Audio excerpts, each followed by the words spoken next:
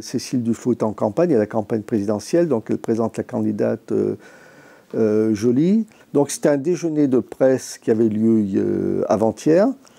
Donc tout à fait classique, hein. On est assis, il y a Cécile Duflot, son porte-parole, il y a d'autres journalistes. Donc on est censé poser des questions et tout en mangeant et éventuellement écrire les réponses. Ça faisait 20 minutes qu'on était là, assis, qu'on a commandé, etc. À aucun moment, Cécile Duflot n'a levé le nez. Moi, d'abord, je n'ai même pas pu me présenter. Elle n'a pas levé le nez. Elle avait 2 téléphones qu'elle actionnait tout à l'heure. Elle a envoyé des tweets, des machins, etc. Et donc, elle est son porte-parole. De temps en temps, je posais une question au porte-parole qui répondait, mais elle n'écoutait pas. Elle parlait à quelqu'un d'autre à côté. Elle reprenait son téléphone. Mais au bout d'un moment, je lui ai dit, excusez-moi, mais vous êtes toujours comme ça avec vos téléphones? Elle me répond, vous comprenez, moi j'ai une intendance, j'ai ma nounou, etc. Bon, je laisse faire. Mais ça a duré un quart d'heure encore comme ça, toujours avec son truc. Je lui ai dit, vous savez que même Sarkozy ne téléphone pas plus que vous, enfin, ou c'est pareil, en gros. Et elle me sort en rigolant, enfin, en esquisse de rigolade. De toute façon, le jour où le pape sera là, par contre, je ne téléphonerai pas devant lui. Voilà, donc à peu près le contexte.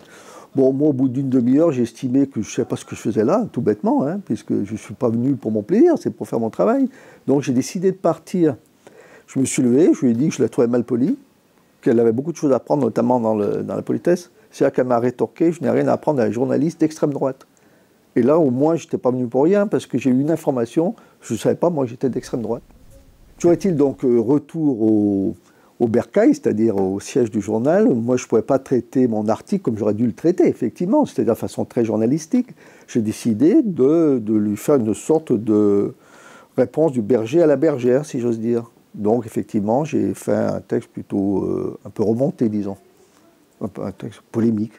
Mon patron approuve, enfin, je veux dire, me soutient, il n'y a pas de problème. Jacques Tillet, la polémique ne le gêne pas. Je trouve qu'aujourd'hui, on oublie que la fonction de la presse, c'est aussi d'être polémique. Au XIXe siècle, si vous lisez La Lanterne de Rochefort, c'était très polémique.